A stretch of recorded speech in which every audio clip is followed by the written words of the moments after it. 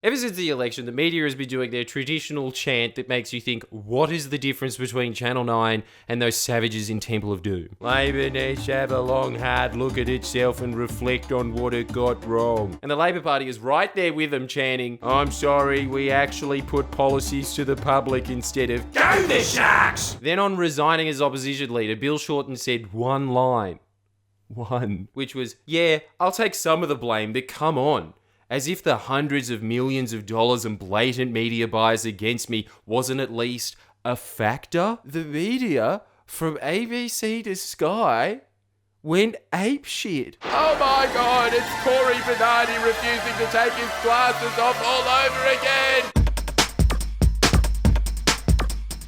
You know, we recently confirmed that Hamish McDonald is the home brand Waleed Ali, which, believe me, is not a compliment of Waleed. That is just damning on Hamish McDonald. Ben Fordham is Hamish McDonald if he had his head beaten in with a cricket bat. Bill Shorten has spoken for the first time since conceding defeat on election night. He's blamed the media, corporate Australia and Clive Palmer for the outcome. Green Lantern coming in hard on the 7th lane, hot to trot, hot on its heels, and oh no, there's people in the studio, sorry, I thought I was announcing the horsies today. This man who, is he a man?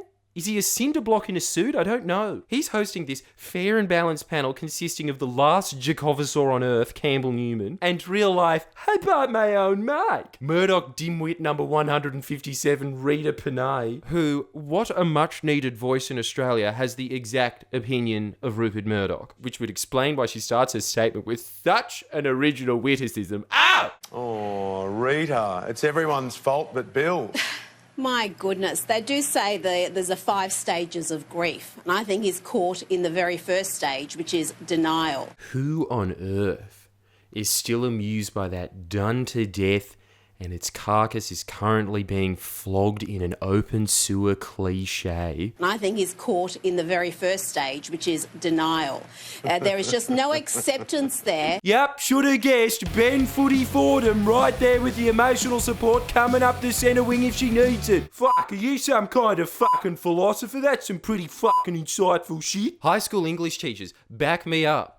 As if you wouldn't mark a year 8 kid down for starting an essay like that. You see all these journalists that should be the absolute cream of the crop in English in every year of the HSC, starting trite article after trite article with all of these hackneyed expressions like, they say the definition of insanity is doing the same thing over and over and expecting different results. Which ironically is exactly what they're doing by regurgitating these crap witticisms over and fucking over. Let's see how many Rupert Murdoch brownie points she can score in a single sentence. Matt, start up a tally, because if you thought that the first sentence was egregious, wait until you hear the second. That was her A material. This next sentence makes you take pity on her. You feel like shaking her and saying, Rita, you're having a flashback. You're not in Iran anymore. You can veer off script by a single word and not get shot. This wasn't the big end of town that defeated him. This was ordinary Australians rejecting the class warfare. Sorry, just while we're exchanging tough truths, I need to know, do you understand the difference between reality and Rupert Murdoch's Wondernarium Imaginarium? Because according to the average Australian, slipping living standards was their number 2 concern. That's what Sky News is referring to when they say class warfare. They can't tell the difference between a wage increase and the SOM. Politics of envy, identity politics. Which didn't even register as a top 10 concern. I can guarantee you that the vast majority of voters go into the booths with one thing on their mind. Turf! You were off by at least a factor of 10. How do you still have a job? You're living proof that the only qualification you need to have to be a commentator on Sky News is, can you make Kerry-Ann Kenley's view on politics palatable? Oh, I can make her look like Noam Chomsky. Job for life. The mad climate alarmism. Yeah, Rita's on fire and not the planet. Cutting through the BS of 928 peer-reviewed articles out of 928 peer-reviewed articles stating that climate change is alarming. It's very, very fucking alarming. If Rita was in Pompeii, her ashen corpse would be midway through making a mosaic that said, oh look, I remember Vesuvius erupting as a child. This is just nonsense. That was what was rejected. It wasn't some grand conspiracy. This is nonsense from Bill. Okay, here's my counter argument. No, it's not. And to make my case, I'm going to use something that is very foreign to you, reader. It's called reasons. First off, almost 80% of the population wanted action on climate change. The media's response to that was to conflate the idea that Scott Morrison, the guy holding a lump of coal, has a passable scientific plan to combat climate change. In reality, his plan was summed up by what he said on election day: I believe in miracles. And they completely exploited the public's concern that their wages haven't risen in the last 5 years by switching the conversation to Labor's $1 trillion tax. If you thought you were poor now, you don't have $1 trillion even, do you? That's what voters rejected. Scott Morrison's imagination that you projected to the entire country. You could tell because the number one word on voters' minds was tax. Fact. Reason number 2. If the media doesn't greatly influence the outcome of an election, how come the only Murdoch paper in the country to endorse Bill Shorten was the Northern Territory News? Look at the fucking map. Coincidence? Maybe. If it wasn't for Exhibit B, which is that the American Economic Review just released extensive analysis of media bias in the US and found that if Fox News hadn't existed, the Republican presidential candidate's share of the two-party vote would have been 3.95 points lower in 2004 and 6.34 points lower in 2008. Yet we're to believe, according to Sky News, that is owned by the man who also owns Fox News, who has a print monopoly in Queensland. To my American subscribers, you know how you're always complaining about Texas? We've got one of those. But just imagine your Texas if the only news available was Fox News. Send help. And some of that Popeye's chicken as well, because we don't have it here and that is a crime. Just a coincidence that the most rabid section of the Murdoch press swung most violently towards the Liberals, 4.4%. That is right smack bang in the middle of 3.59% and 6.34%. While the only state to swing towards Labor was Victoria, where the Herald Sun was at least 50-50. The rest of the nation, following the Murdoch average of 7 negative stories towards Labor for every 1 negative story towards the Liberals, just so happened to reach the same conclusion as Rupert Murdoch, as they have in every election since Whitlam, bar one. That is a lot of coincidences that you're dismissing as a coincidence. At this point, Goombahead trots in to save the day with his trademark no-nonsense approach that voters love so much that he got voted out in one term, even in his own seat. How much would Campbell Newman suck at musical chairs as a kid? I still get a prize if I come last, right? But just back on Shorten again for a moment. I mean, I'll just add a bit to what Rita said. I mean, look, let's look at who he had on his side. He had Get Up. Yep, he absolutely did. He had Get Up to counter the most resource-dominant news organisation on the planet. He had a few grandmas that like to dress up as clownfish. And when they tried to run ads explaining Murdoch's clinch hold on the country, they were blocked by all 3 major commercial channels because it was, quote, distasteful and potentially offensive to our audience. Whereas Clive Palmer, running non-stop ads of Chinese are going to invade us by this tiny airstrip in bumfuck nowhere. Oh yeah, how many slots do you want? 1 million? Fine. Oh, it goes for 2 minutes? Well, it's an important message. He had massive amounts of union money. That's right, he did have union money. So not only did he have grandmas, but he also had Guidos.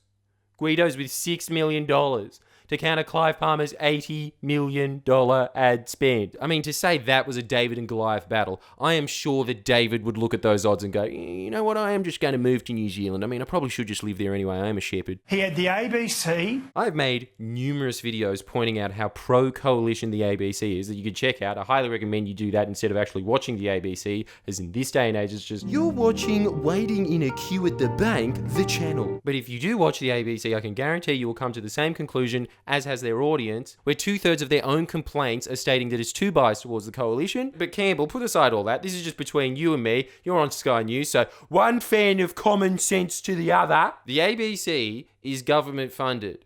The government is the coalition. When was the last time you went on news, national news, and called your boss a cunt? You 3 are so scared of your boss, you won't even acknowledge his existence in a discussion about media bias. How is that even possible? That is like having a discussion about Grant Denyer and not pointing out that he's extremely small. He had The Guardian. That he did. He had an online paper that weighs in as 6th most read online publication. You're essentially saying he had a blog on his side. That is not a counterweight to every bus stop in the country having Bill Shorten said the word tax. $1 trillion hike confirmed. He had Channel 9 Fairfax. Channel 9?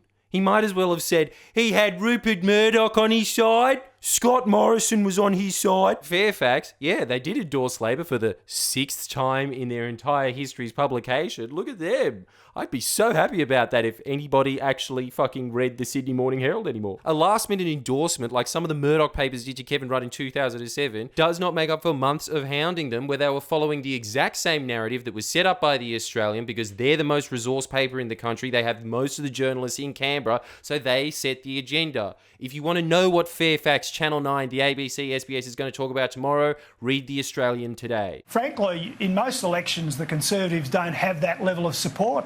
I think the only difference in terms of dollars this time around was Clive Palmer. And just one final small point.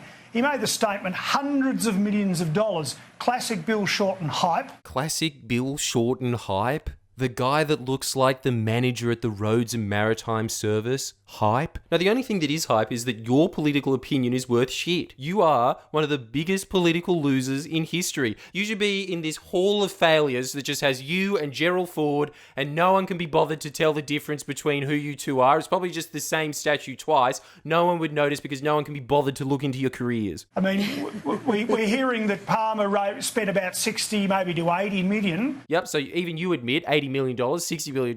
No. The Coalition spent $14 million. That's $94 million already. The Liberals, by April, had spent $174 million of your tax money convincing you of how good their shitty policies are, and that was a month before the election. Are we just to assume that they stopped magically that day? Okay, let's assume that for your sake. That is, at a ridiculously unrealistic conservative estimate, $268 million without adding what the Minerals Council would have chucked in, without adding what the Business Council would have chucked in. We don't know how much they contributed, but what we do know for a fact is it is nothing for them to drop $100 million scare campaign. So yes, already without knowing all of the factors at play, we're already in the hundreds of millions of dollars territory versus what Campbell Newman offers as a reasonable counterweight to that. Yeah, well, maybe Get Up spent 12. Maybe spent 12. Maybe $12 million. Okay, let's give him the benefit of the doubt, just for fun. 12 million from Get Up, 6.5 million from the unions, 13 million from Labor. And that is at an overly generous estimate towards Campbell Newman's argument about a tenth of the money that the Liberals had to play with. You think that didn't have an impact? You think that the media coverage of The Guardian, a blog, even though I strongly disagree, let's chuck in the Sydney Morning Herald and The Age just for you, Campbell, which is worse than having a blog at this point? Who else in the entire mainstream media landscape was supporting the Labor Party? Me? Awesome. I'd trade in an entire news network and 70% of the papers in this country and the government-funded broadcasters for me, a guy that half the time talks about how shit is Lily Singh. We've got, at a maximum, 4 severely under-resourced outlets versus boom, Sky News.